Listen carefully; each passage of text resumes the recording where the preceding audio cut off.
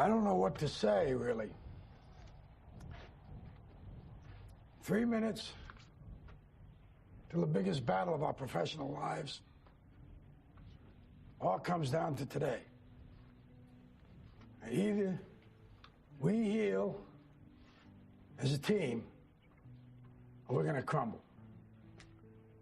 Inch by inch, play by play, till we're finished. We're in hell right now, gentlemen. Believe me.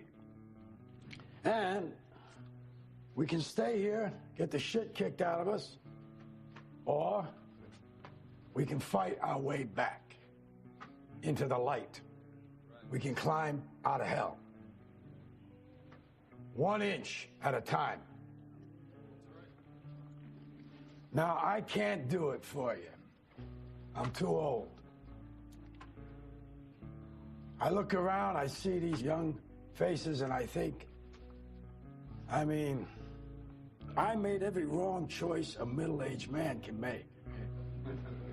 I pissed away all my money, believe it or not. I chased off anyone who's ever loved me. And lately, I can't even stand the face I see in the mirror. You know, when you get old in life, things get taken from you. I mean, that's part of life. But you only learn that when you start losing stuff. You find out life's this game of inches. So is football. Because in either game, life or football, the margin for error is so small. I mean, 1/2 a step too late or too early, and you don't quite make it. 1/2 second too slow, too fast, you don't quite catch it. The inches we need are everywhere around us. Hell yeah. They're in every break of the game, every minute, every second. On this team, we fight for that inch. On this team, we tear ourselves and everyone else around us to pieces for that inch. We claw with our fingernails for that inch. Because we know when we add up all those inches, that's gonna make the fucking difference between winning and losing. Between living and dying. I'll tell you this, in any fight, it's the guy who's willing to die who's gonna win that inch. And I know if I'm gonna have any life anymore, it's because I'm still willing to fight and die for that inch. Because that's what living is. The 6 inches in front of your face. Now, I can't make you do it. You gotta look at the guy next to you. Look into his eyes. Now, I think you're gonna see a guy who will go that inch with you. You're gonna see a guy who will sacrifice himself for this team because he knows when it comes down to it, you're gonna do the same for him. That's a team, gentlemen. And either we heal now as a team, or we will die as individuals. That's football, guys. That's all it is. Now, what are you gonna do? Get the F up. What are you gonna do? Get the F up. Yeah, I mean, none of us are quitters. Nobody's quitting on this team. Nobody is quitting on this team, man. Listen, we got to bring it all in. I had to throw that out there, man. Pacino is the man. We all know what that's from. Fantastic pregame speech. One thing I could say is I can't see Nick Sirianni throwing that speech, you know, but that's different. But listen, this is Heat Ratio Live, HRS Live, Heat Ratio Sports. Long overdue, man. This is, but we're throwing everything out the window, man. Just like Gook said at the beginning, we're not talking stats. We're not talking news. We're not talking anything, man. This is just heartfelt passion. And if you're checking in, man, tell us your passion. Tell us what you feel, man. Just like a fan. And I'm going to tell you something right now. if you want to get on the air live, you can get on the air live. I will give you the link. All you need to do is call in. I'll give you your 2 to 3 minutes, just like a radio station, man. Whatever you want by your phone, you click the link. We'll put you right on the air and listen to what you have to say. This is all about passion, man, because we deserve better. We deserve better. And in order for me to bring Jigsaw back tonight, I had to bring the OGs back, man. Had to be. And I will say this. Before I even get to introductions, this was all Mikey Googs' master plan because he kept hitting me up, man. Yo, when we get this, I wanted to wait a week. And Mike's like, nah, bro, this cannot wait. This cannot wait, right? We got to do this now. Listen, this is Jigsaw. We got Pittsburgh, John Coker, Coach Dave Dixon, Mikey Googs. I'll tell you what, man, the OG HRS. Boys, what is up? This has been way too long, man. Last time I was on, it wasn't even called X. It was still Twitter. Yeah, that is true. That is true, man. That is true. It was. I can't even call it X, to be honest with you. Like I think of ecstasy when I say X. I don't know if I'm allowed to say that, but I know. You never know. I'm not supposed to know about that, but man, let me tell you, at least John, even though they got some stuff going on in Pittsburgh, at least he's got a coach that's been undefeated. Never, literally undefeated. What I mean is never had a losing season in his entire coaching career. Even this year, I don't care if I want to hear he lost Pickens, he lost the locker room, he had a bum-ass quarterback, he had 3 bum quarterbacks and still finished with a winning record and gets a 7th seed in the playoffs. You know what that's called? That's called your players buying into the coach. That's called they know, they respect him. And I'm going to tell you this, Googs, right off the bat. These dudes do not respect Nick Sirianni. I want somebody to explain to me how we can see them respecting this dude because I see none of it right now. I mean, it certainly doesn't seem that way. Okay, but let's just put this into perspective. You know it's bad when I'm back talking about this stuff. You know it's bad. I mean, we're all super frustrated because we can't believe what we've just witnessed. It's like we're trying to process the meltdown. And it's like, how could you be on such a high having this team be 10-1 and then being in this situation that we're in right now? So I have to agree with you. It doesn't look like that anybody's buying into whatever's going on over there. But I will say this. They seem to be having some sort of a cohesive moment where they're not throwing each other under the bus. And I think that that's kind of weird because when you see things really unravel, that's usually the first thing that happens. So it tells me there's a couple of things going on that they're hiding from the Philadelphia media. And you could see it. I mean, the days of Les Bowen going at it with Andy Reid and the pressers, I mean, that kind of stuff doesn't happen anymore. I can't even listen to the press conferences because they're so watered down. They give them all these layups and these easy questions like nobody wants to challenge them. And I guess because people want to be invited back and they don't want to say anything. But it's just like Jalen Hurts gives one-word answers. And Nick Sirianni doesn't say anything. Hurts usually doesn't say anything. After he warms up and he starts talking past the one-word answers, he doesn't really give you anything. It's like I feel like this Andy Reid model of, say as little as you can is what's going on over there. And all the fans are like super frustrated. Like nobody knows what's happening. It's just a weird, really weird thing to watch, and we're all really upset. We're super, super upset and they're not saying anything. So yeah, I mean, I guess it's easy to say, hey, clear house. The Eagles certainly are not. It's not like they won't clear house. I mean, geez, they fired Peterson a year or two after he won the Super Bowl. I mean, the Eagles will definitely retool. They retooled after Chip Kelly. They retooled after Doug Peterson. I would not be surprised if they do that again. But the season isn't over, so we almost have to sort of give them the benefit of the doubt. But knowing the way that they've completely unraveled, and it doesn't look like any of the core fundamentals are there. It looks like these guys have their bags packed and they're just ready to go on vacation or do whatever they do. It's just like they've always mentally checked out already. It's true, man. That's what we are. Hear. Yep. It's what we hear every week.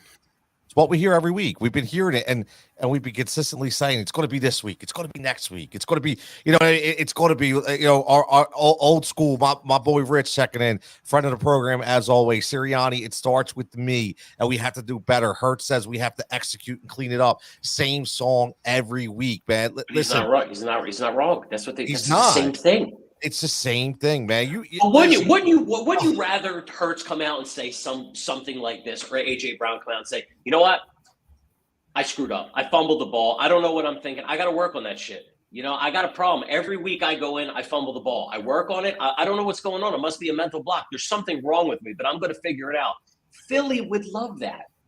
Just say what's going on, and nobody's saying anything. Now, again, I don't know if that's top down, like Rich said. Maybe they're just putting this blanket vanilla, hey, don't talk to the press. We don't want to deal with anything. That may be locker room protocol. All we can do is assume. But it's the same crap every week, and it's the same result. It's the same everything, and nobody knows what to do. It's like they're driving. We deserve better than this, man. We care. It'll all come out. They blow up on Monday night and it's over. You're going to hear players speak their mind. Absolutely. I think, Mike, why they're not saying anything, maybe a little respect for Nick, but I also believe that that's the respect for the elder statesmen that are on that team, the Jason Kelsey's, the Fletcher Coxes, the Lane Johnsons. We're not going to bash anybody on this team because of that leadership that they have in that locker room. That's just my opinion. These guys respect each other enough that they're not going to do that. Or it could be that they respect Nick, which, you hear glimpses of that, but I've never seen anything like this in my life. I've never seen a team like this unravel. You were 10-1 and not reach 12 victories. Everybody's reading it. This is like one of the first times ever, and but that doesn't pass the eye test. This team doesn't pass the eye test, and it hasn't for several weeks. And we wanted to believe, everybody here wanted to believe that this team could get it right. Here's one thing I'll say. What was that, Dave? We're gonna say. That was spectacular. Yeah, Dave sounds great. I agree with you, man. What happened? Yeah, you said what I gotta say, and then you just froze, bro. It was instant. It was great. Oh my God, I'm so sorry. It's all good, man. No, this live. It's all good, man. This is all unscripted, man. We're just having fun. We're just having fun. So go ahead, man. I'm sorry. No, we were I'm laughing sorry. at your Italian mug up on the screen. That was fun. So what I would like to say is that I think Nick deserves to go because I don't know if everybody agrees with this or not. But this is one of the most talented groups in the last 2 years that I've seen in an Eagles organization. And the reason why we're so disappointed and upset is because we are underachieving, and it doesn't sit well with any of us. We have people that we hang out with and we're friends in our family that are calling the next day and saying, I couldn't sleep last night because of the game. And it's because we've seen bad, we've seen good. This team has talent. Now, obviously their defense is very suspect, but offensively, what's the answers on offense? And that's why I think coaches and Nick has to be held accountable. I know he's made the playoffs the last 3 years. That hasn't been done in our organization and all those things, but it just doesn't taste right, look right. It doesn't feel right. It looks like the coordinators have been given free reign to coach both sides of the ball. Okay, because if you look at the coordinators last year, we didn't have any of these problems. The Eagles handled the blitz pretty well last year. Correct. Now, when you blitz them, they don't know what to do. All of a sudden, they don't know how to get out of a blitz. So you just figure that they're not being coached right because it's just not lack of talent. And the problem is, after you keep losing, people just start giving up. And winning is contagious, but they say losing is also contagious. So people are just kind of throwing in the towel right now because they're figuring, what's the point? I'm going to go out there, I'm going to get injured. I'm going to ruin my chances of being compensated and being able to take care of my family. This is going nowhere. I don't think that they have any confidence in the coaching staff at all. And you can clearly see it, so we can all sit here and scratch our heads. But when you really drill it down, the difference between last year's Super Bowl team and this year is what? TJ Edwards, okay. Coordinators. What else has changed? Exactly. What else has changed? That's what I said. Like, who was it? Listen, great guy, man. Our boy Al from the program. You know, I went back with him today. He's telling me new safeties, like our safe. So wait a minute, Epps. So Epps was the problem. We lost Epps. Like no, man, that's not it. That's not it, man. That's not it. I can't. Before I even go crazy, let's bring in a voice of reason because, like we said, that like, come on, man, like John, you got listen. I mean, you're glowing because again, bro, you're going to the playoffs again. Like you just live in the playoffs, bro. Like you live in the playoffs. But we haven't done anything in the playoffs since 2017. Matter. Don't give me it doesn't matter. January 15th. Tell me it don't matter when I'm on the cots like every other idiot that at least has a top 10 draft pick. So anyway. Bring us back to baseline, John. Well, no, but in reality, I know you guys are talking about coaching, and coaching matters and respect of it. But let's look at the fundamentals. You know, is it? I mean, turnovers are a problem. That's happening more in the past 5 games than it should. You want to win games, you got to win the turnover battle number 1. So that can happen. Whatever it is, it just can't happen. All right. If you want to be successful, it's going to end up biting you. You know, I think Hurts is forcing the ball sometimes. You look at some of his picks, but the guys aren't necessarily open either. So a lot of this, in my opinion, is exactly what you guys said. It's on the coordinators. The coordinators mean so much. Forget the respect. You got to make plays, and this goes to you got to get down to the basics. Yes, I mean you played at the beginning, Tony. Every inch. Dude, you need 11 guys in unison, not giving up that inch because this is a game of inches. You look at if you're, I swear to goodness, like before you even played that was like one of the things that I had on my list. Like you don't understand. It could be one ref call. Look at last year, Minnesota had 8 games that they won within whatever points or whatever. They were like 8-0 in those close games. Steelers are getting out yardaged and go 5-2 or something ridiculous. It's going to bite you in the end. You know what I mean? But you got to have all 11 guys doing it. And as much as the more that your coordinators don't enforce it or influence it or don't have the respect, it's really, and it falls onto veteran leadership. And the older you get as a veteran, I think it is a little more difficult to get some of these younger guys out of college to get accustomed to it.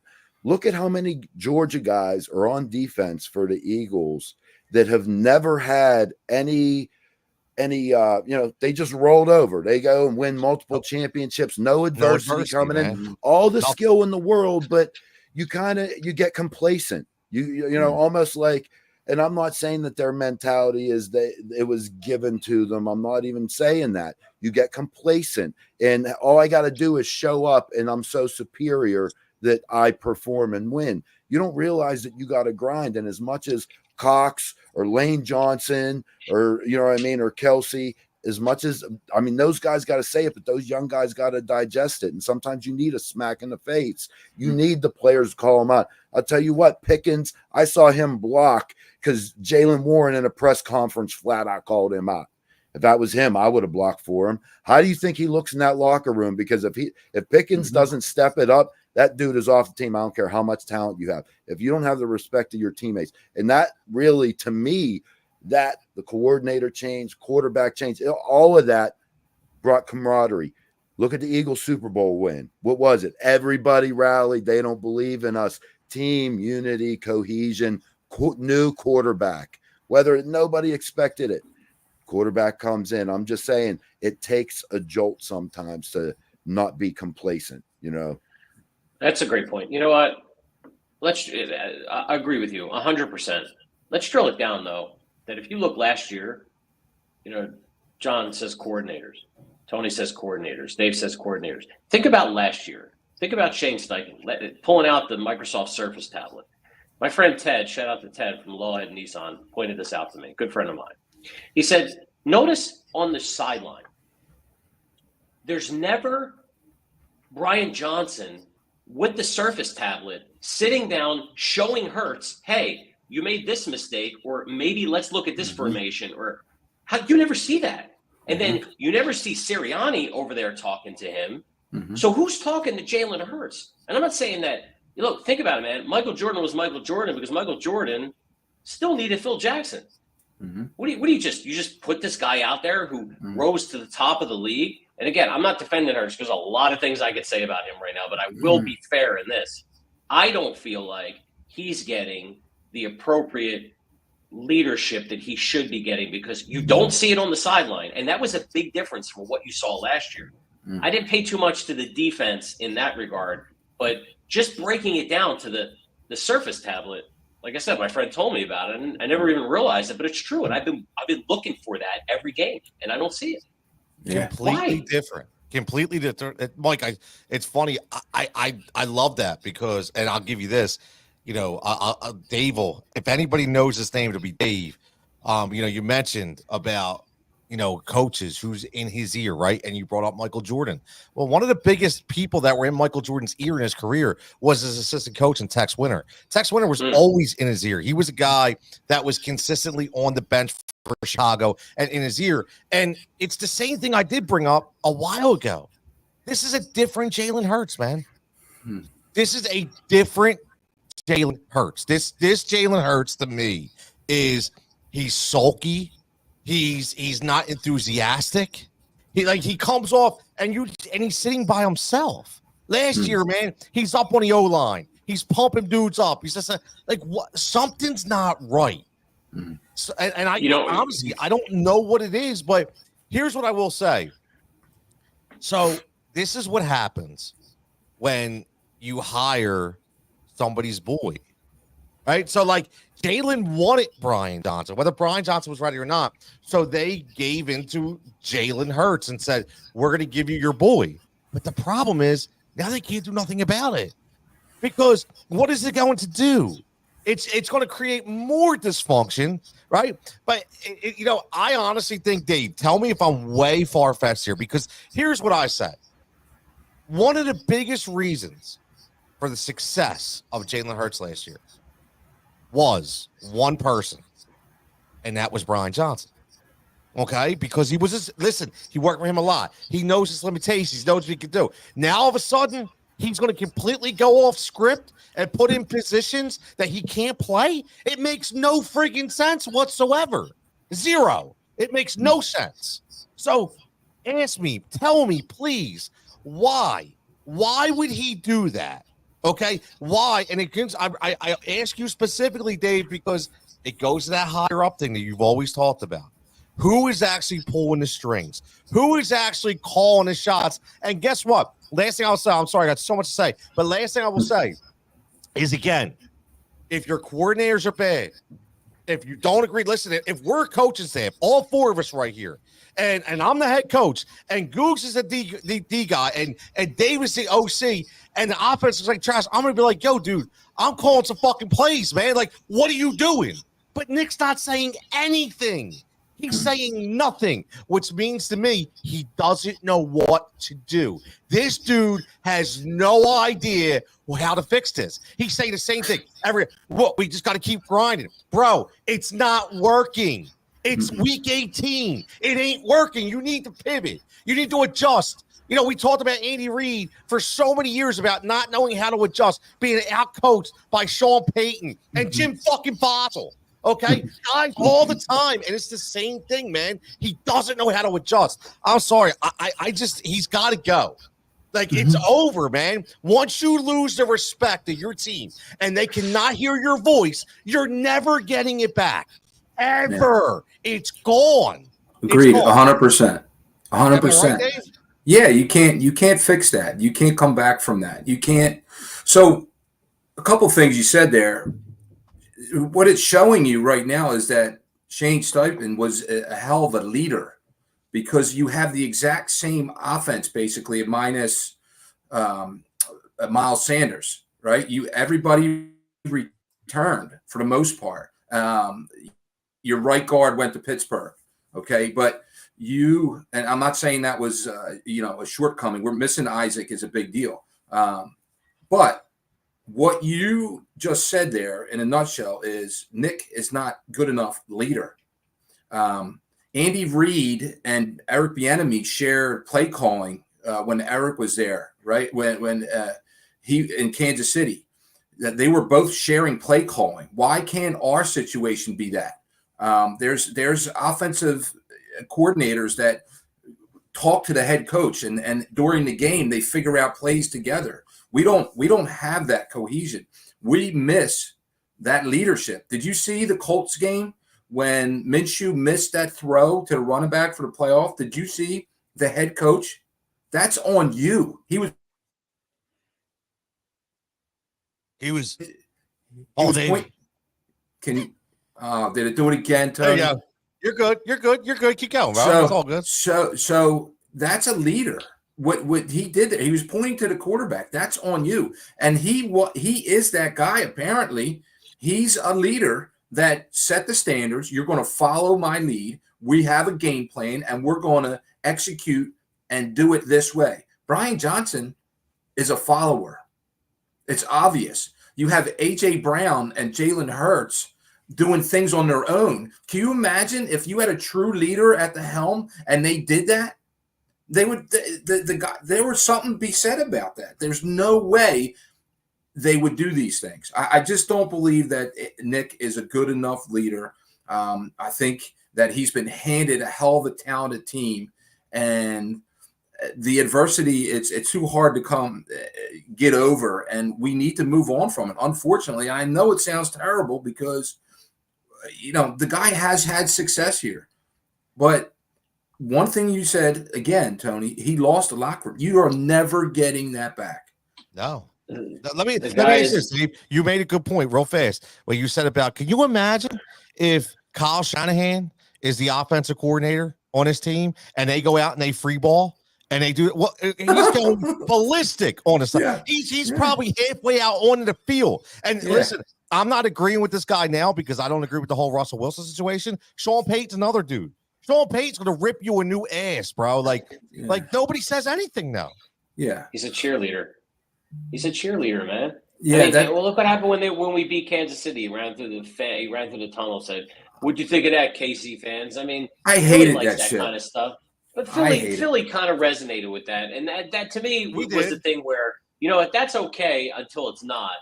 And the thing is, if he's a fan, then they're just treating him like another player. There's probably no fear of anything happening right now. We keep saying that they don't respect him.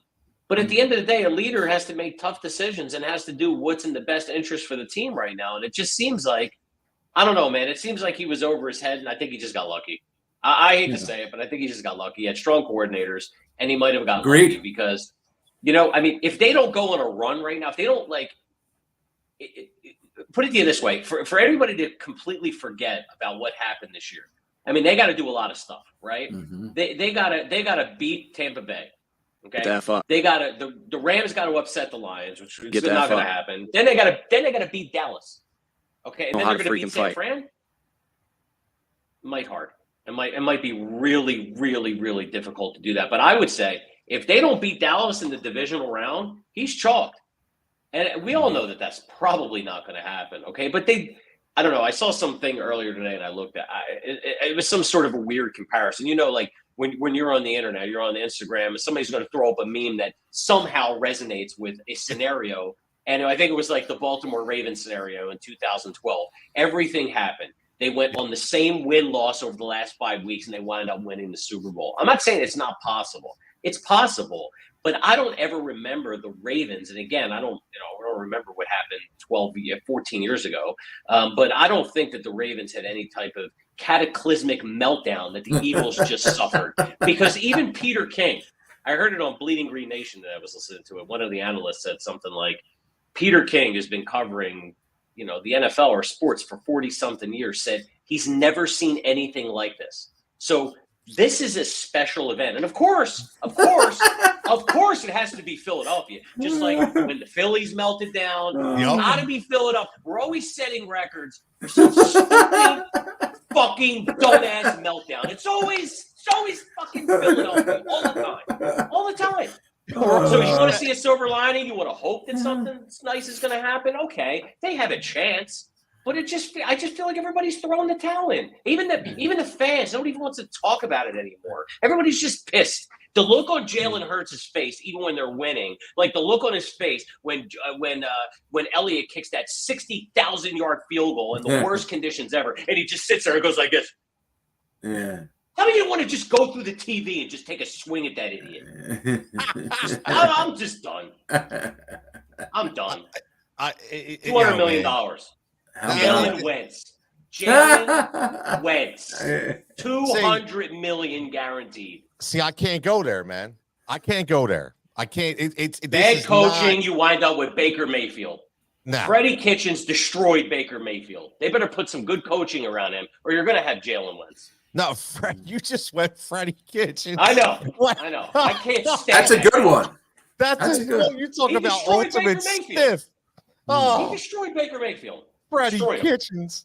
Oh, dude, how was he even a coach? Freddie Kitchens. He just looks like a mess on the sidelines, like a complete mess. Wait, hold on. I actually heard somebody. And I can't believe I heard this. Maybe I was dreaming, but no, I wasn't. Because, I don't listen to a lot of radio anymore, but there are certain people I like to listen to. I say this all the time. I'm a Rob Ellis fan. I can listen to Rob. I think he's, he doesn't fabricate arguments. He is who he is. He's a Delco dude. He's a fan. Yeah. He's like, Rob's he is great. who he is, right? Somebody called in and was like advocating to bring back Marty Morningweg as the OC. And he'll clean everything up. Like, I'm like, are you kidding me? Like, bro, is he working? Morningweg ever clean up? Like, is he working somewhere? I have no idea, Yeah, man. right. Like, yo, but hold on, Dave. He had some success here. He did, but hold on, Dave's boy, Jim Schwartz, is out there kicking ass in Cleveland, bro. I'm just throwing it out there, Dave. You got to give the man some flowers. No. What? I'm not giving him flowers at all. He's lucky. He's got some great talent out there, I tell you what. We'll see what he does in the playoffs. Listen, I didn't want him to be terrible. We gave up 500 yards in the Super Bowl. I mean, we can't get away from that. 500 yards is we were lucky to win that game. But I don't know, man. It's like Mike said. Why does it have to happen to us? It just seems like we need to revamp everything. You got to start over. You got to really start over. I hate to say it, bro. You got to start. I mean, John, listen. Unfortunately, or I should say, fortunately for you, you're not dealing with this situation, right? You have a mainstay, right? But here's what I want to. Let me ask you real quick.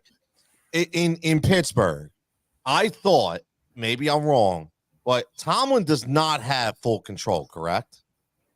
He has had a hell of a lot of control, which I believe some will be taken away from him this year.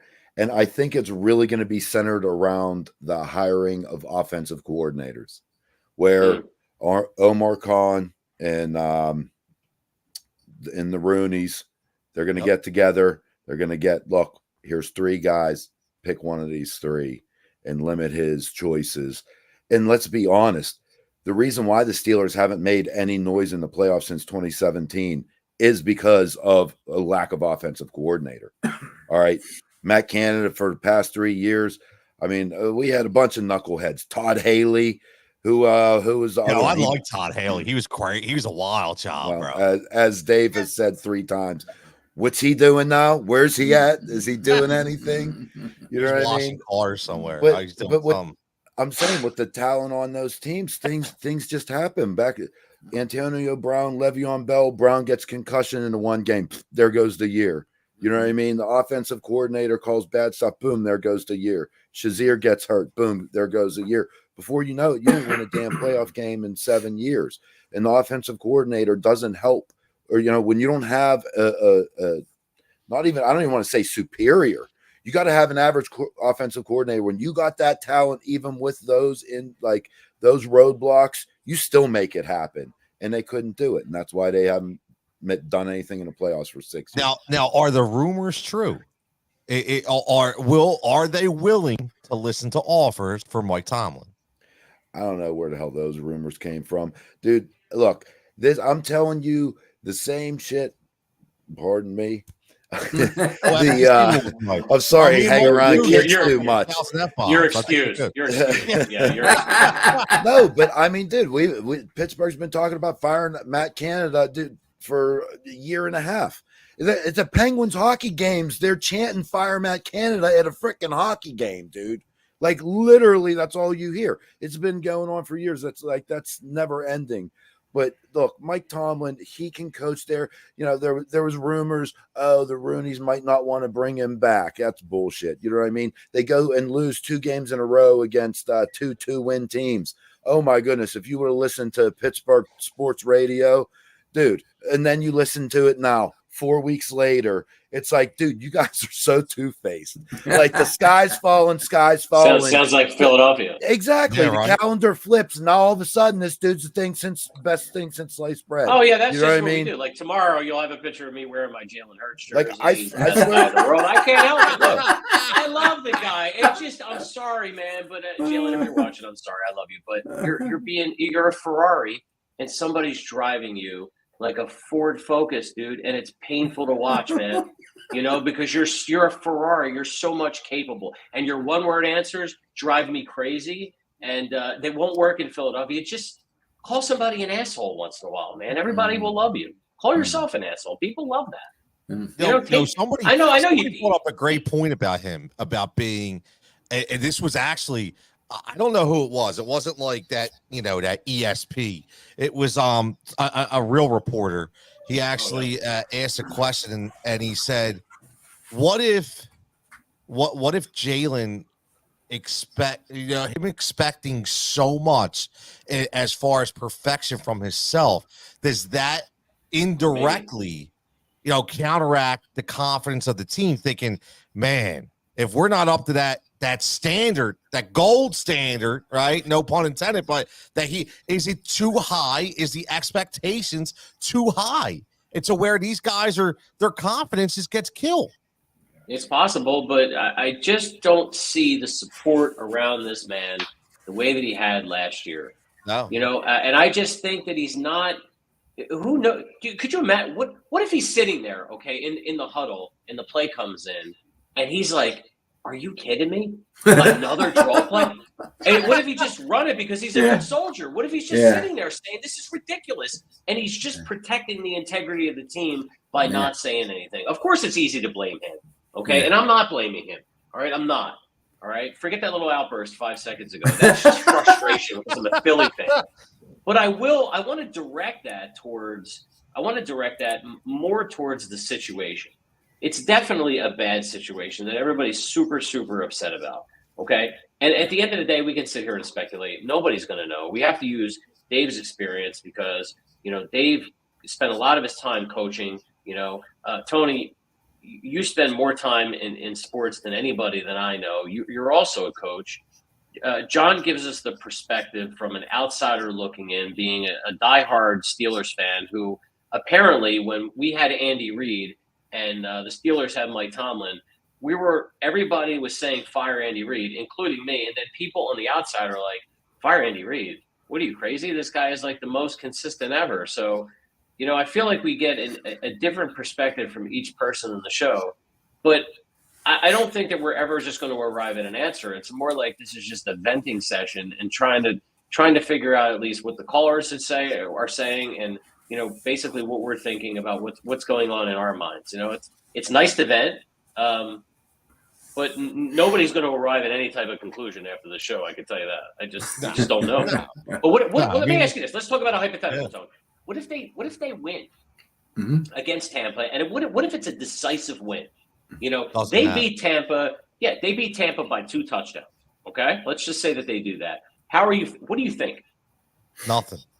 Nothing. Does your Nothing. position change? I'm going to be honest with you, because my expectation, you just came out from winning, one play away technically from winning the Super Bowl. And, all of a sudden you're going to beat up on a Tampa Bay team that, last week against Carolina, I love Baker, but he could only muster 9 points. I'm supposed to get excited about, no, I'm not. All right. That's not bringing them back. Vegas has us winning. Vegas has winning, yeah, but Vegas had the Giants by 13 and the Cardinals by 13, and we know how that went. Okay, Vegas has been way off with the Eagles the past couple of weeks. Yeah. But let me ask you this, Dave. Dave, they beat Tampa, and then they go in and they beat Dallas. Again, hypothetical. Yeah. Then what are you thinking? What are you thinking then? Well, now we're talking. Sirianni's off the hot seat. All of this is complete moot, right? Yeah. And, yes, because now, go ahead, John, say it. Yeah, all of a sudden Sirianni got the locker room back. That's what happened. 2 wins. Yeah. Sirianni got the locker room back. Yeah. He's great. But they're two playoff wins. Jalen's back. Yeah, exactly. This is what we're all going to do. They're 2 playoff wins. So if that happens, so Mike, it goes back to the eye test thing.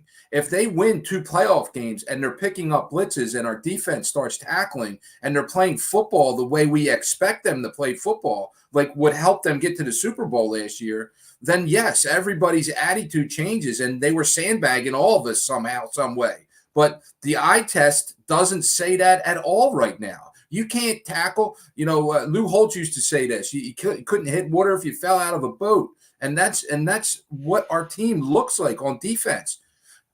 But it goes back to, for me, we don't have the horses on defense. Offensively, what's your answer? Why? Tell me why.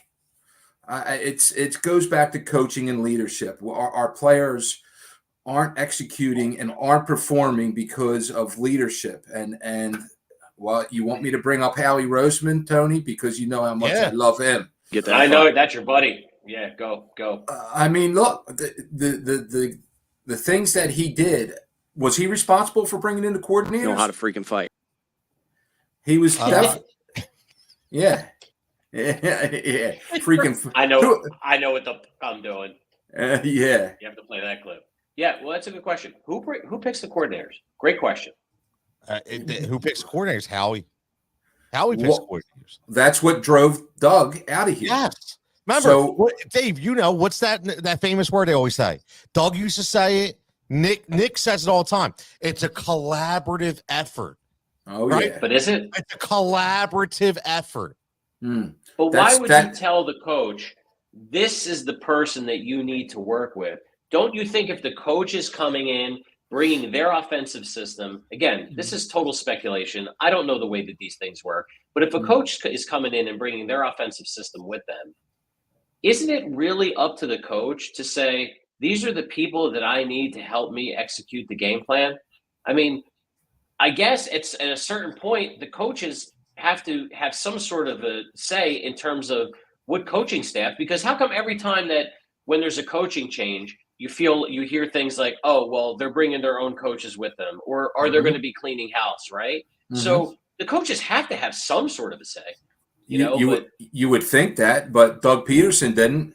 He got up in front of the whole Philadelphia media and said, those 2 guys are safe. The very next day, Jeffrey Lurie and Howie axed them. Gone. So I don't believe that. I think Howie and Jeff say who's coming in and who's going. You can have like an opinion about it. Oh, I like him a little bit. Oh, really? Okay. Well, he's your guy. I don't think it's Johnson, but he was the quarterback's coach last year, and look how well he developed Hurts. Tony, you said that earlier, and I think he probably doesn't get enough credit for that, because I think it's very easy to just say fire Brian Johnson because everybody's just been saying that. It's just fun to say that. But if you, especially like, again, it comes down to like, companies, business, this is a company that they're running. If just because you have a really good worker, that worker, you would think should be promoted based on merit because they were a great worker into some sort of a managerial level. But you'll see sometimes that doesn't necessarily work out. You should put people in the position where they win and focus on their strengths and minimize their weaknesses. I feel like Brian Johnson, again, I know it's a traditional trajectory to go from quarterbacks coach to offensive coordinator to head coach, which they were talking about him being plucked as a head coach at the beginning of the year. Okay? Yes, they were. Another conversation. I don't know where that is now, but anyway, I feel like he was really good at that, and perhaps maybe he wasn't ready for that. But even that, it's Sirianni's call to say whether or not this man is ready for that. You know, I mean, he should. Great point, unless Mike. he is this. Maybe he just is this yes man who's not making any calls.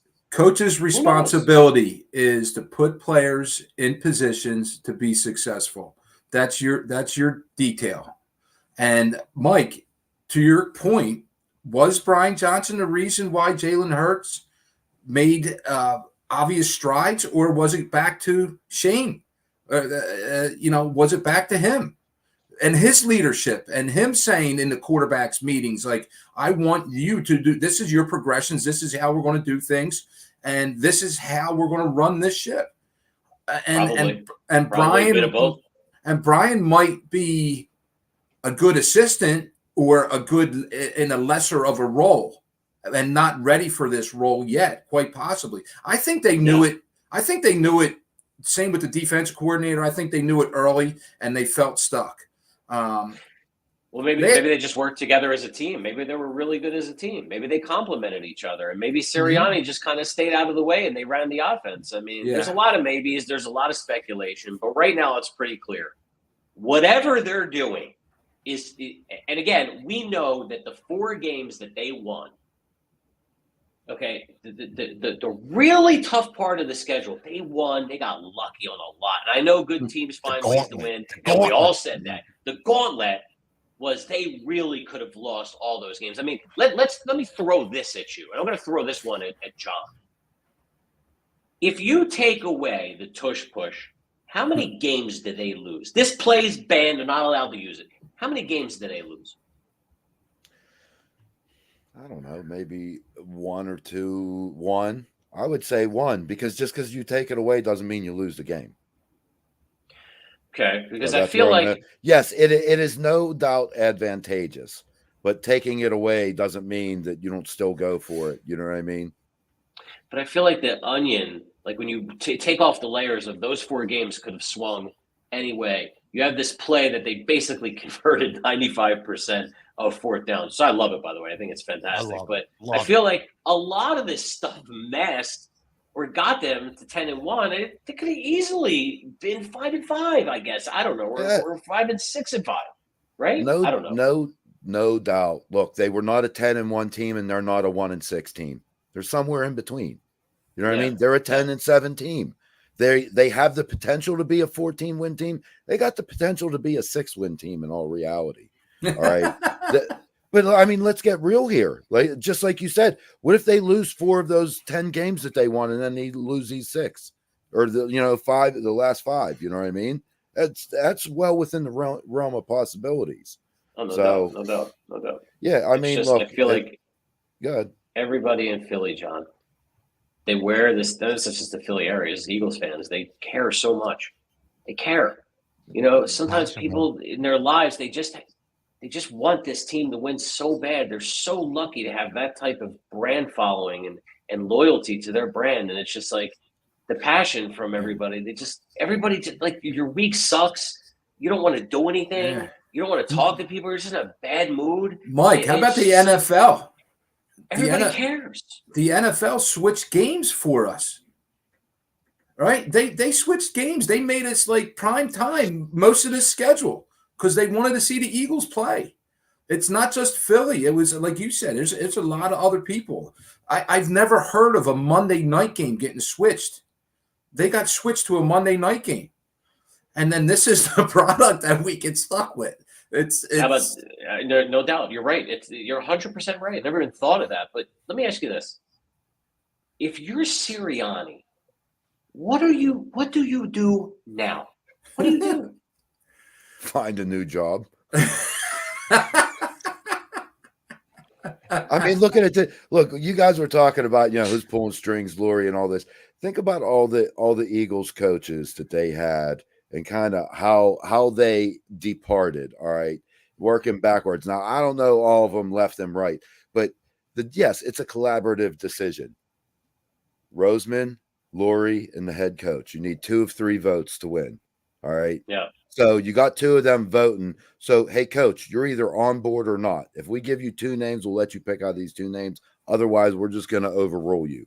So you're never going to get a coach with a strong personality that's going to come in here and actually be able to do the job like a really good head coach does, because they are defeated and deflated. So you look at Peterson said, forget this, I'm out of here. Chip Kelly butted heads. I mean, what coach did we keep that was successful? You know? So hold on. Do you think Tomlin in his right mind would ever go to Philly? That would never happen in a million years. He would go to 31 other teams before Philly. I don't know about that. But then Peterson was fired. He didn't resign. He was fired. No, he didn't resign. He was fired. And hold on. Let's not forget that as much as we all bash Chip Kelly, if it's not for Chip Kelly, he may have given us 2 of the most important pieces of this entire run, which is Jeff Stoutland, which was his hire, okay, and Lane Johnson, which was his pick.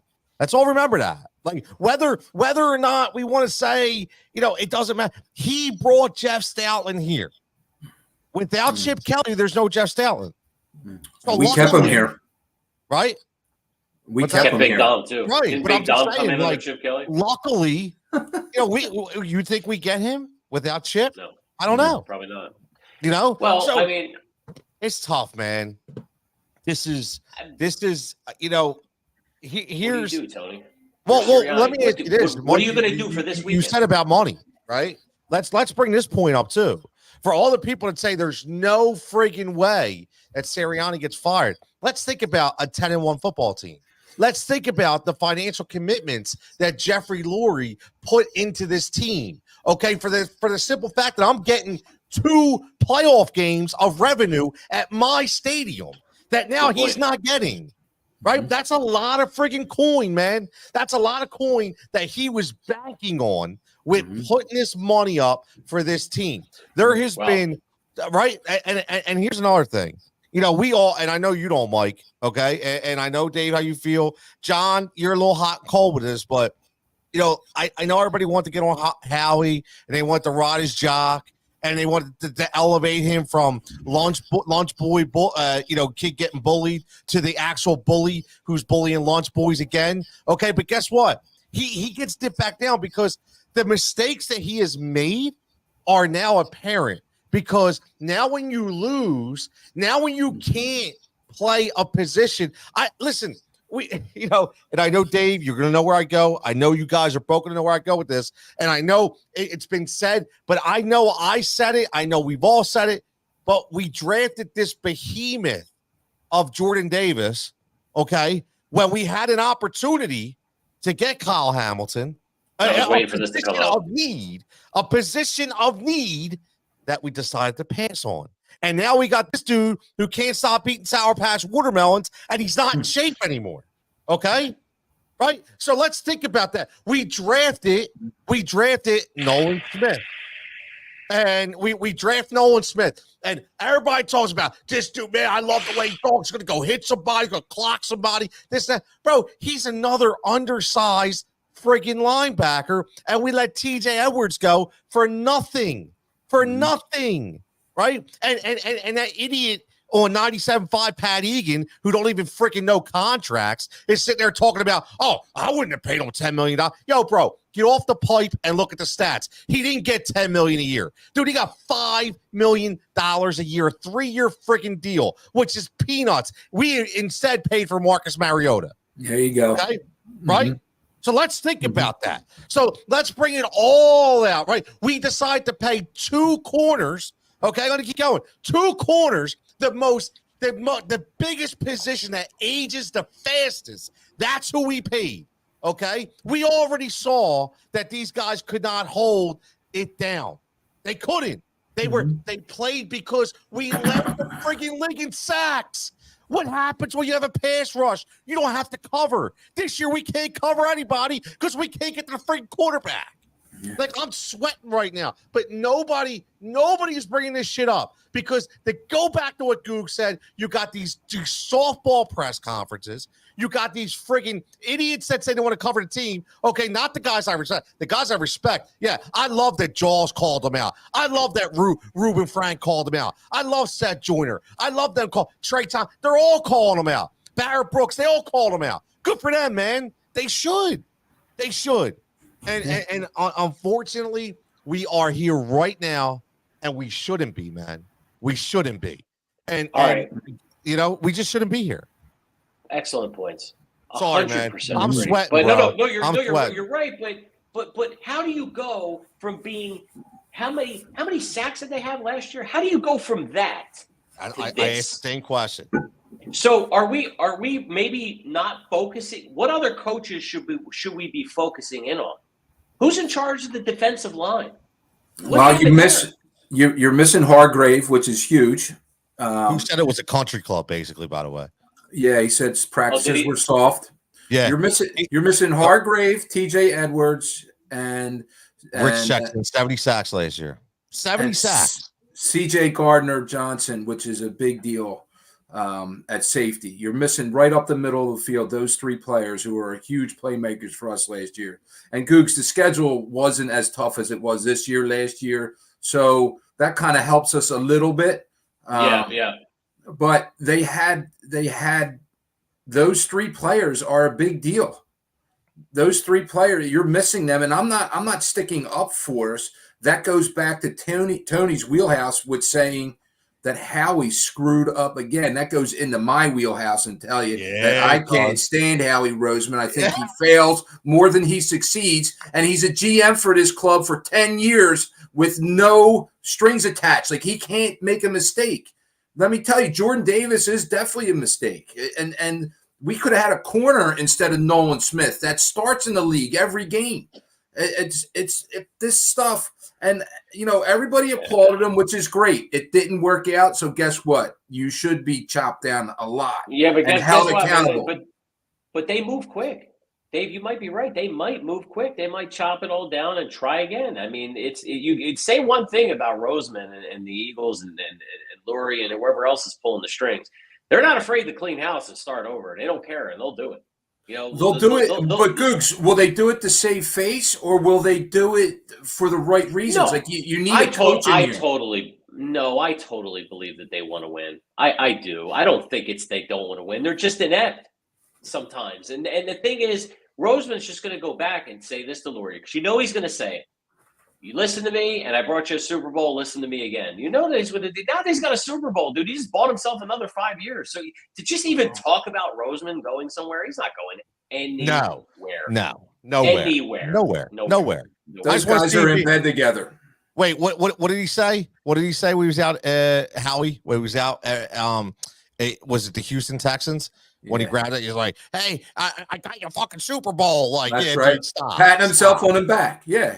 After he missed out on DK Metcalf and Justin Jefferson, get out of here. But anyway, the quote from Hargrave, he says, "Practice at the 49ers, quote, it's a war."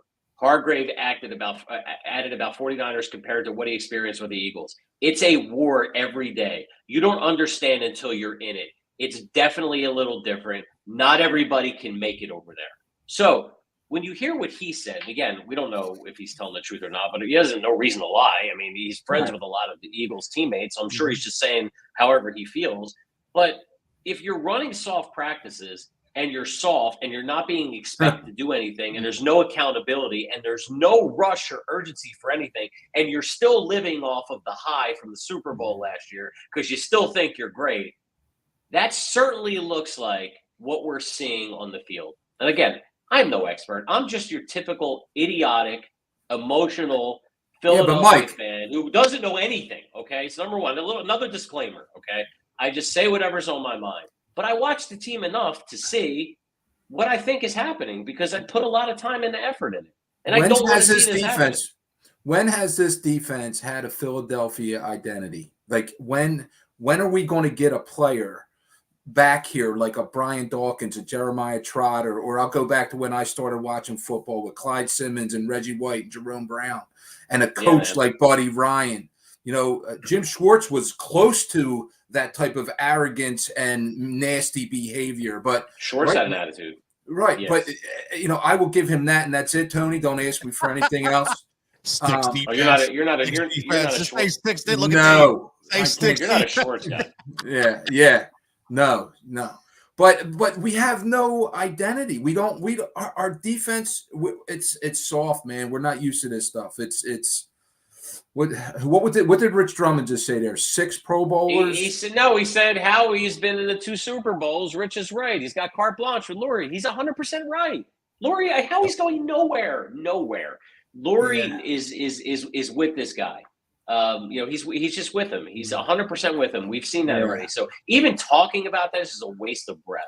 Hopefully these guys will wake up and they'll put the right coaching staff in here, and they're going to have to get somebody. Like you brought up Harbaugh. Like Harbaugh's not going to take that shit. I don't know how well it's going to translate with him coming from, in college over at the NFL. I mean, he did it before. We had success with San Francisco. Absolutely. I don't know if that's going to work or not. But you need a hard ass in there, man. You need somebody to set the stage to say, because obviously the talent is obviously there. Tony has a really good point, though. If the front line of the defense was super aggressive. Don't tell me it's just TJ Edwards that made the whole difference. It's the whole. He's part of it, but it's a whole other. It's everything that we've talked about tonight. But if the defense was there, you don't have to rely on your corners so much. And now that you do, you see that Bradbury is turning into exposed. He's turning into Isaiah Jenkins Part 2. That's what he is. He's Burnt toast. He's cooked. He's cooked. Jenkins Burnt is cooked. toast. Byron Maxwell. I sent him a DM, and I'm sure he didn't listen or he didn't read it on Instagram. I just felt better. I was like, bro, just, fake an injury or something, man. You're killing us.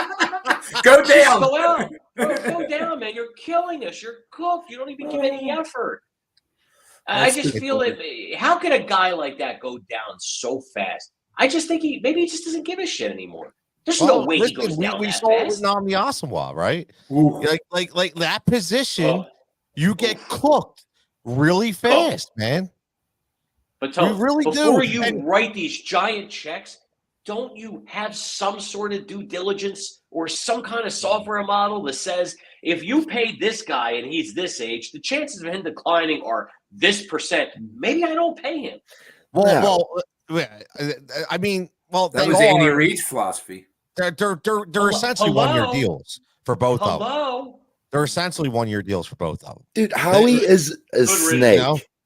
Howie is a snake. That's it. Plain and simple. Everybody will badmouth him. Oh, he made these busted moves, busted plays, and he's gonna say if nobody likes him, then he's gonna come out. He's gonna spend like buku cash in the offseason. Everyone's like, and then Jeffrey Lurie's not mad anymore because he brought in these high price toys for him. Then he buys now they're drinking champagne and giggling in the box. They may make a run, and then it's same thing over and over. You know what I mean? So by that rationale, John, you're basically saying, and I'm sure Dave will get on board with this, is that unless the culture is changed from ownership down, meaning ownership steps out of, we don't know how much this guy's involved. He may or may not be. I know if I had a $5 billion toy, I would want to play around with it. I would want to have my head in it. I would want to say things and manage the business. So, but maybe he just uses Howie as a proxy. I think they floated that theory here about a year or two ago when we were really doing this every other week or so. So we don't know. But unless that whatever's happening, like what John just said, which is he probably named the exact cycle of what's going to happen over the next year or two. You nailed it. Unless all of that changes, that's starting with Lurie and Roseman. So unless Lurie's going to say, I'm going to get out of the way and I'm going to install football people that know what they're doing, we should expect nothing more of this. 100%, Mike. Nothing. You're 100%. You'll never get a coach like Harbaugh in here because he can't have control the way he wants. Or somebody was actually saying Belichick. I'm like, what? Are you out of your mind? Belichick would never come here. Never. No way. Big Al checking in, and listen, yeah, obviously, Coach Dave's brother, love Albert checking in. He makes a good point, which we all know, right? You know, he's never brought in an established head coach. I say this all the time, and I'm going to continue to say it. They took one shot, man. He wasn't established. They took one shot. That was Chip Kelly, and that blew up in their face. And that was the one time Jeff said, "Give it to him. Just give it to him." And it blew up in his face, and they will never, ever, ever get a guy like that again. That's why they go after these guys that they can hope that they can build and, you know, in the culture and be the yes guys. And that. So I want to bring up one point about the locker room with Javon Hargrave. And I think this is very, very telling. And I hope you guys saw this. And when you have a rookie in Sidney Brown that comes out and says, when they asked him about the game, you know, and listen, that sucks. He tore his ACL, man. It's terrible. But, you know, the prior game, okay, the game before it got Arizona, he said, well, unfortunately, you know, I'll ad-lib here. He said, we play like we practice. Ooh. That's a rookie, bro. That's a rookie. That's a dude who's running all over the field and wants to take somebody's head off, right? He may not have all the skill in the world right now and the readability, but guess what? That dude wants to knock somebody's block off, and he plays hard. And he's telling you, as a rookie, he's telling you, guess what? We're not practicing right. Right? It's a country club. It's a country club. And unfortunately, that's one of my biggest pet peeves, man. When I tell my soccer kids all the time, like when they start getting out of hand and I got to be like, yo, I'm like, yo, this is what you want to practice like this? This is how you're going to play. Practice how you play. That's what you need to do. Game speed, right? If they're not doing that, man, it's all flawed. But listen, real fast, though, because we could sit here and bitch and moan all day long, right? And we, like Mike said, we could. But here's what I want to get to. I want to get to this hypothetically. You know, Googs asked the question, if they win.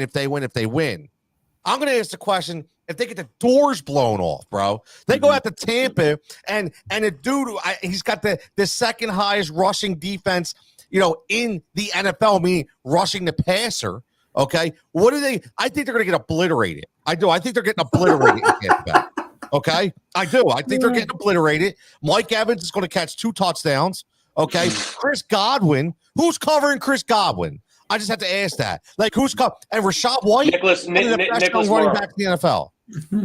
Right? So I have no confidence whatsoever. So if that's the case, Mike, I'm going to ask you first because you put me on the spot, man. You look at right now, either coaches that are available, coaches that may become available, or coaches that maybe we not even think are available. If you had, what we're going to do is called like fantasy booking here, what they call wrestling. If you could take one coach, and listen, we've talked about it already. Let's throw Tomlin out and Harbaugh out. Okay, those 2 guys they're off the board. If you could take one guy, college, NFL, whatever, to rebuild this team, who you going with? Jeez, right? That's tough one, right? That's really tough. Well, he just took one guy off. because I think we'd all love John Harbaugh, right? I mean, listen, he's the guy who got away. There's your special.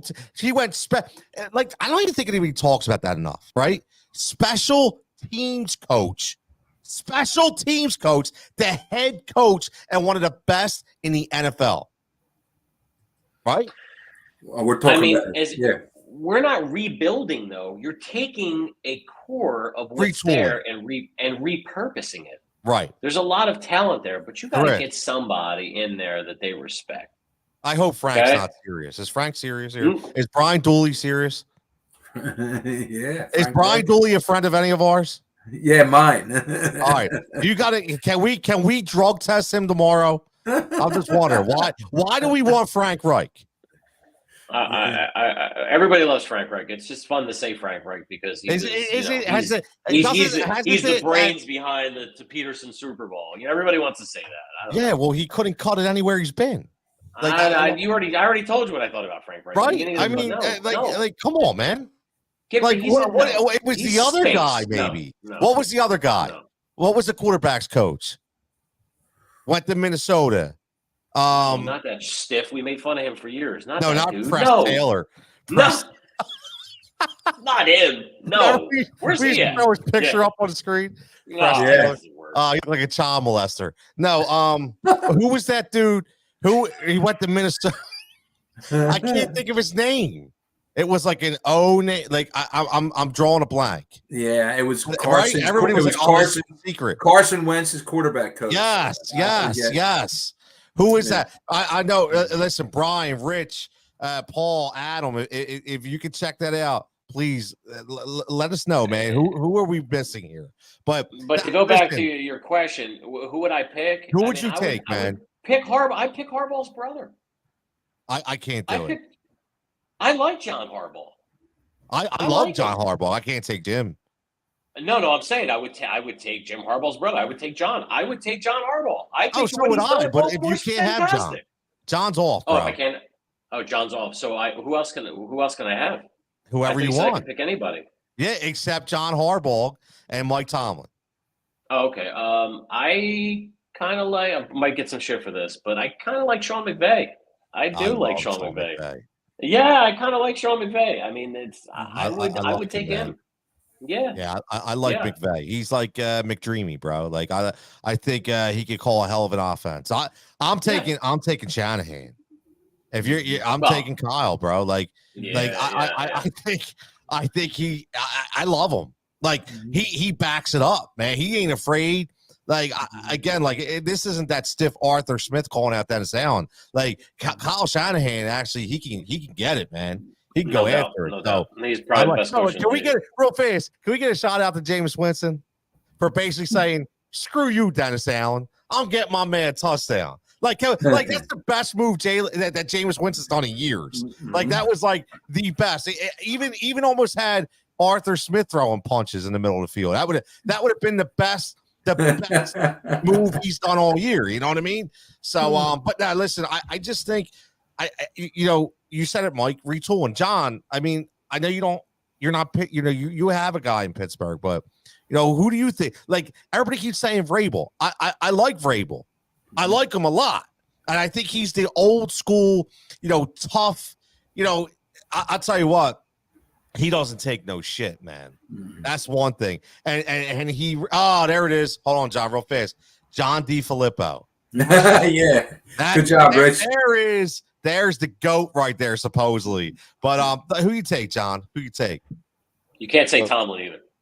Yeah. Yeah. No Tomlin. I mean, Terry Bradshaw's not coming out, you know what I mean? And neither is Bill Cowher. He's too comfy in the booth. Terry Bradshaw? I think he's got like What the dementia hell? right now, bro. Well, hey, you know what? I like his antics. Yeah. No, look. He probably won't know what side of the field to be on. No, he wouldn't. Oh, my God. Vrabel is what the Eagles need. Yes. All right. But if you want to presence. talk like the one of the best coaches to me, would you then Jim Harbaugh? The Ravens coach. That's John Harbaugh. John. Well, Vrabel is the presence, right? Here's a good one. Look, Rich says Terry still can't spell. Al's getting up there too, Al Michaels. But Big Al says Seth Joyner. I'd like to see Seth as a DC, man. Like, you know what I mean? But I'll tell you what. Why isn't he? He probably doesn't want to be bothered. You know why? He could easily be a DC. Easily. Bro, you think he's listening to anybody? Like, can you imagine them telling Seth, drop Hassan Reddick into coverage? Right? What would Seth Joyner say? What are you, out of your goddamn mind? Like, you know what I mean? But do you think the defensive coordinator is getting direction from Sirianni? Yes. You think Sirianni's telling him what to do? No. Listen, Reddick came out and said it's coming from above. Hassan Reddick came out and said it's coming from above. That it was coming to put him in coverage. I mean, Sean Desai. So what you're saying is that, again, this is just for clarification purposes. Okay, so all of our fans out there that are listening, okay, everybody in the whole Philadelphia area that's listening to this, you're saying that the analytics department is telling Hassan Reddick that he has to drop back in the coverage? Is that what you're selling? Is that what you're selling him right now? Of course, seems That's- like it. I never even thought of that. Yeah. Why? And don't here's. Let me say this. This is very far fetched. Okay, but I mentioned this last night on HRS Late Nights, and if you guys remember, in the beginning of the year, there was a very quiet contract dispute for Hassan Reddick. Right, he had that great year last year. He made a couple comments about being underpaid. Right, he talked about all that. Do you think it's a coincidence that this year, all of a sudden now, maybe they're not using him the same way? Do you think that Howie's got balls that big to be like, bro, he ain't getting 20 sacks this year. He ain't getting 15 sacks this year. He wants to call us out. I'll show him who's boss. Like Dave, I know you like, is that really far-fetched? I believe that is. I mean, you're still lining up on the field. You're still lining up in that position that he was lining up last year. I think the difference is that the offense, the NFL catches up pretty quick, and they figured out that we're going to 3-step and get rid of the ball, and they're not going to touch us. And their D-backs and linebackers are so bad that that's all we need to do. And that way their defensive line doesn't beat the shit out of our quarterbacks. I think that that's a big part of it. Now, go back to your question, Tony, about coaching. For me, I didn't pick one yet. John, did you pick one? Yeah, Harbaugh. The other Harbaugh. Whichever one I can't have, I'm taking. Well, Jim Harbaugh is the coach of Michigan right now. Jim Harbaugh just won the national championship. John Harbaugh is the #1 seed in the AFC with the Ravens. I can't have. I can't have Jim. Little man crush going on. That's my brother Paul. He's been saying that for years. I mean, not that there's anything wrong with that. The last time the Eagles picked Jeffrey Lurie led Eagles organization picked a defensive coach, it was Ray Rhodes, and I don't believe they'll ever pick another one. So Mike Vrabel's off the table there. Kyle Shanahan's offense, what he does, works awesome, and I love the Shanahan family. Like I loved his dad and how they coach the game. Now, does Kyle look different without the tools he has? Maybe, but if he came to Philly, he has pretty similar tools. Like I know. How about this? I'll take Kyle Shanahan too, Tony. I love the fact that some of these fans were saying that we only throw to 3 players. Do you know how many teams in the NFL would love to throw to those 3 players that we're throwing to? Like you're complaining about only throwing to these 3 guys. I don't. Anyway, I can go on a tangent on that as well. Kyle Shanahan. The kid in Miami, what's his name? I can't. No way. What's his name? McDaniel. Mike McDaniel. Mike McDaniel. I'm not a McDaniel guy. I wouldn't take him as a head coach, but his offensive scheme, I love. It's fun, and they do a nice job of getting the ball out to their playmakers. Can you imagine? Go back to Kyle Shanahan, Tony. Can you imagine A.J. Brown in the Deebo Samuel role, like lining up in the backfield? Throwing them tosses, get them involved more in misdirection plays. Yep. Can you imagine what Kyle Shanahan would do with A.J. Brown on a team? It would. I don't know, man. We just look what McVay did last. Look what McVay did with Carson Wentz. Carson looked great. Dude he threw a dot to Puka Nacua. That was like, I'm just saying, like, this is me, and that's offense, bro. That's offense. That's knowing how to call the right play at the right time. But I'll tell you what, that throw, wow. Hey, John, the head coach in Cleveland, their offense under Flacco looks Kevin pretty. Stefanski. Yeah, another Philly-born guy Should be coach of the year. That's a great pick. Should be coach of the year, bro. I no agree. doubt. I rambled on that last week. That dude has gone. He lost everybody, man. He lost the leader of the team in Nick Chubb. Right? He gets fed Deshaun Watson, who he didn't want. He didn't want him. right? And then he goes this DTR experiment, and then he brings in Flacco. He revolves his offense around David Njoku. He's got a guy in Amari Cooper who can't run 10 yards without blowing out a hammy, right? So, like, the dude is unbelievable, man. I get it. And look, hold on. This one for sale. Our boy Duffy checking in says, no, he saw about Vrabel. No, he doesn't get more time, and Vrabel sucks. He doesn't even start the Belichick shit because he is a product of Tom Brady. He's not a top 5 coach, and I don't want him anywhere near my team. I think that's misguided. Like, John, let me ask you. You're the voice of reason here. There's no way that you could tell me that Bill Belichick is not a top 5 coach. Belichick could not have done it without Brady. I will say that. But at the same time, Belichick is one of the best coaches I've ever seen in scheming to take your best players or your best plays or whatever you want their opponents want to do, they shut them down. Pittsburgh knows firsthand from many AFC championship losses over the years. Like, they know what you do, they know what you want to do, and they will not let you do it. And he schemes and schemes. So top 5. I mean, maybe 5, something like that. I mean, there's a lot of good coaches out there, and I'll tell you what. How can I say something about Tom Landry? Like, what the hell do I know how Tom Landry coached? You know what I mean? I watch a little clip on NFL damn films for 10 minutes, and now I'm an expert on his coaching ability. All I know is he wore a cowboy hat. That's all I know. Right. Like, that's like Lombardi has Vince Lombardi. Yeah, he got a trophy. I know how good Vince Lombardi was. You know what I mean? Listen, I mean, we've been at this. We're looking at it, and it's going to continue to be an issue. It is. It's not going to get any better.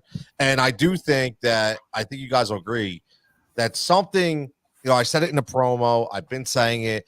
It's one of these silent. It's going to take that Joe Santoliquito article to come out. Like, right? Think about it. Right? That poor bastard. Right? Think about it. That dude. I got to get on real quick because Mike Googs is going to like this too. Because Googs is like me. One of my favorite writers in this city will always be Marcus Hayes. Okay, always. And I went on a rant, and I'll tell you why. But that Santoliquito cat, this was a 25-year credentialed reporter. 25 years. That wrote the article about Wentz. Yes. Yeah. Mm-hmm. And we were so blindsided by our love and infatuation for the Ginger Jesus that they literally they put dog shit in his mailbox. They slashed his tires. They graffitied over his house. This dude had to get private security because he wrote a bad article about legitimate shit that, guess what? That shit was true, right? Mm-hmm. Yep. So the reason why I bring this up is because Marcus Hayes comes out with that article. Okay, I'm not going to get again about players saying about the play calling and maybe not happy with certain things. That's what he hears, and I got these dudes calling in, and going on Twitter or X, whatever you want to call it, and talking about Marcus Hayes needs clicks, bro. Can I ask you something? Number one, you're a moron. Okay, because if you think that Marcus Hayes needs to give you clickbait, bro, I'm going to say this again. Marcus has already made it, cuz you couldn't even hold his jock. You're a blogger. You're a podcaster, bro. Stop it. Like, and my whole thing is, like, we know what you're doing out there. What you're doing is you're the guy who needs to make it because you go and you tag Marcus Hayes so you can leech on his fucking following. Right? That's what you're doing because dude, he's writing. He doesn't need clickbait. Like, Sal, does Marcus Hayes need clickbait? I seriously doubt he needs anything. He's a well-established writer, probably the best cover for the Eagles, if not one of the top 2. He's not looking for any type of social media clout. But Marcus does like to start a pot. I think why. Well, yeah, because he resonates with Philadelphia because I wouldn't say he's negative, but he speaks how everybody's thinking. You know, he's not afraid to say what we all think, and he doesn't hold back. And you know, if that's saying that Philadelphia fans are negative or we're always negative and we think negative, it's hard not to be cynical when you've just dealt with decades of loss and losing and shit like this that just happened. I mean, this is part of the course and that's why people think this way. So Marcus is the voice. I mean, it sound cliche, but I feel like he's the voice of the town, and you know, I don't think he needs any more clout or anything. He's obviously well established, but you know, dude, it goes back to Machine Gun Kelly when he was trying to get on the map. He tried to take down Eminem. People use people that are established to try to get them into beefs, and you know, sometimes it works out for both parties. So I'm sure this is not the first time Marcus has dealt with this, but I feel like the other article with Carson though was deeper because it was such a blindside. Like everything was going really well when he wrote that, and there were so many people that were like waiting for the next great quarterback, and like Carson was here, you know, because how many of these treads and these stiffs have we gone through over the years? I mean, if you follow Philadelphia sports for as long as I have, you were through the Ty Detmers, the Bobby Moyens, you know, Kemp. Just one Jeff Kemp, Garcia, just one Bobby Brister. Stiff. Oh, one stiff after the next. So when Carson Wentz finally got here, and you know, Mr. Golden Boy Howie Roseman, who was, you know, smarter than everybody else, knows that I'm going to pick this guy from North Dakota State. Okay, a guy that played in Fargo for all places. Okay, quarterback factor has this amazing year. Right, the quarterback factory, otherwise known as Fargo, North Dakota, know how to freaking fight. He had a great year, and he's based on what that guy did. We went to the Super Bowl. There's no doubt about it. He had an amazing year, but I feel like when that article came out, was that his second year where he was just coming off his injury, and everybody was like super happy that he was coming back. And that article came out, and I remember, man, the backlash that it created. It was bad. I don't think the Hayes article was just as bad because all he's doing is just basically pointing out the obvious. But, right. And he said that the great thing about Marcus is I listened, like this dude called up and roasted him. He called him a loser. He called and it was funny. Marcus like, I could take it. He's like, you know, you're not doing your job as a fan. And he's like, that's where you're wrong. My job isn't to be a fan. My job is to cover the team. And that's and he has that little rabble rouser about him, but he gets that because there was a guy in his town lasted for a long time, Angelo Cataldi, whether you liked him or loved him, he had his stick, man, and he knew to get under people's skin. But he said a lot that we thought, man. He said a lot that we thought. I mean, I believe whatever he writes, I feel like he really believes that. I don't think he's just doing it to get a rise out of people. And I feel like you say, well, his job isn't to be a fan, but I feel like he writes like a fan, and I think that's why people. He is a fan. I don't ever disagree with anything he writes. Me neither. I love his articles. I love them, man. I love them. But let's do this, man. Like we go almost an hour and a half. I know, you know, it's been so great to be back, but let's go around for some final thoughts. Sure, because we're this just shows me that we got to do this a little more. But honestly, John, you're always a voice of reason, bro. So you're always like, no matter what, John's the quiet guy. You know, he comes in and digs in every now and then. But you know, I just call them final thoughts, man. Your final judgments, man. Final judgments on this Philadelphia Eagles team right now before these playoffs start. My final thoughts, just in general, just what you said. Look, you ain't as good as you think, and you ain't as bad as you think. You're going to hit highs and you're going to hit lows. And Howie Roseman's a genius for drafting Wentz, and then he's an idiot for drafting Hurts. Then he's a genius for drafting Hurts. Like, you know what I mean? Time changes things. So in life, it doesn't matter. Enjoy it while you got the highs and try to fix the lows. But the Eagles are definitely on a low, looking very similar to the Tennessee Titans. Was it last year or whatever? They had the 1 seed, the bye, and were limping in. It was like nobody was afraid to play them. You know what I mean? And that's kind of what this Eagles team feels like. You know, Baker got a little chip on his shoulder. Tony, I know you deep down you're going to be secretly rooting for Baker Mayfield. You know I'm a Baker guy. You know what I mean? But I do think the Eagles are going to pull it out like 24-21 or something. Interesting. And that would actually follow the script, because that's the only way they won games this year anyway. I mean, they were like, I mean, it's a no brainer. But let me ask this, quick question off topic, because last night, again, make sure you're tuning in to Heat Ratio Sports HRS late nights every single night. You catch me live 11 to 1. I asked a question. It's a music question. LL Cool J. Why is he so underrated? Why does he not get the respect as a rapper that he should get? I know you're not a huge rap, but I know that's your era too. Like, because I watched the behind the music on him, and it made me think like, wow, this dude never gets, whenever people talk about GOATs, it never mentions LL. Why is that? That's because when he really hit the scene big, he was getting into a little bit more not rap, a little bit smooth. I mean, he had some slow jams. You know what I mean? Like, and he was, getting more sensual, like doing it and doing it and doing it. Wow. You know what I mean? Like, all right, like, do you really respect him as a rapper when he's coming out with this? I mean, if he got a nice video, he got a nice girl, you know what I mean? But I think that's why he's underrated. But you know what? Just on that note, just a little tip. You know what song I think is underrated? I heard for the first time. I was going to ask you what. God.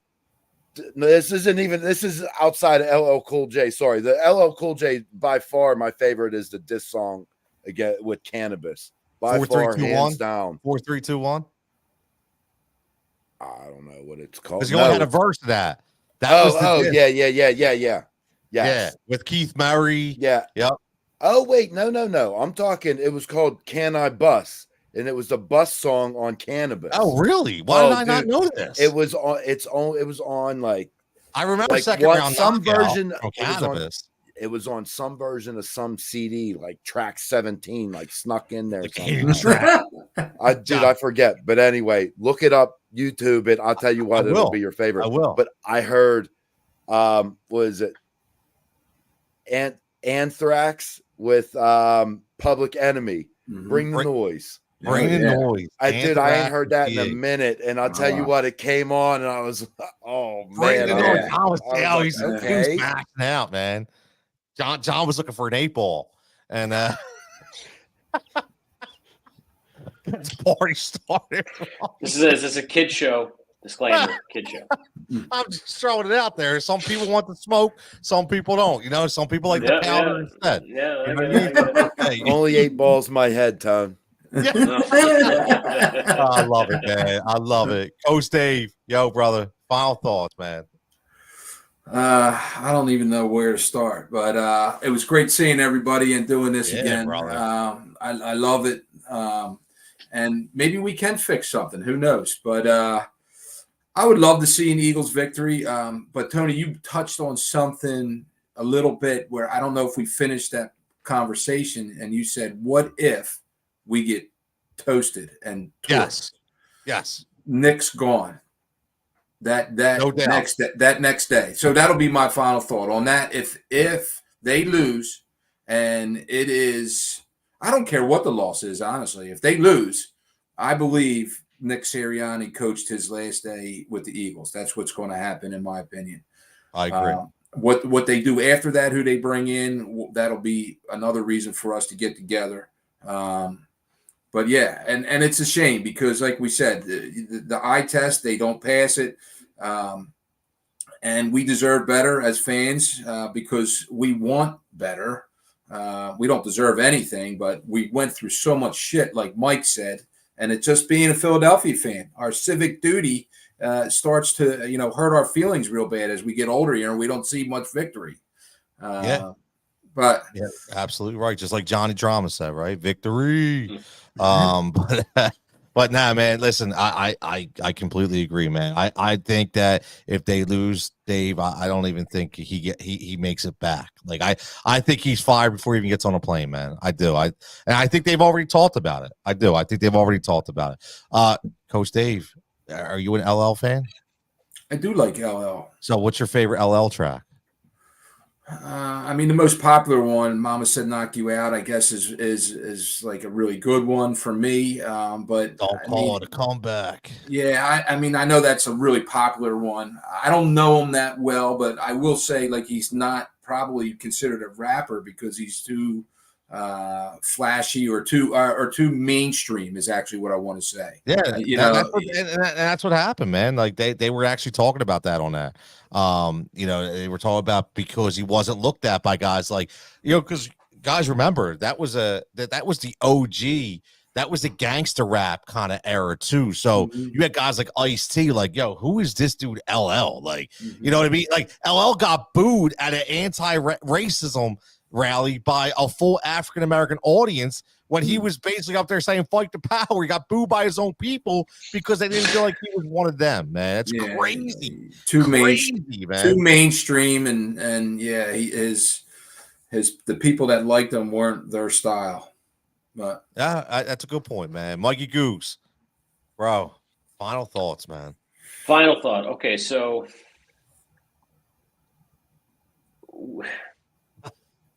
Dave, did you break up again? After all of this, it's hard. It's hard for me to collect my words. But I will say this. But Know how to freaking fight. how about exactly? You know what? I'm going to go the other way. I'm just going to say something that nobody's going to say, and I'm going to try to bring some positivity back to the area. Okay? I'm going to drink the Kool-Aid. Get the F up. And this is for everybody to get the F up. We beat the Bucks. The Rams upset the Lions. We beat Dallas, and then we beat San Fran in the NFC Championship game to go back to the Super Bowl, baby. That's what's going to happen.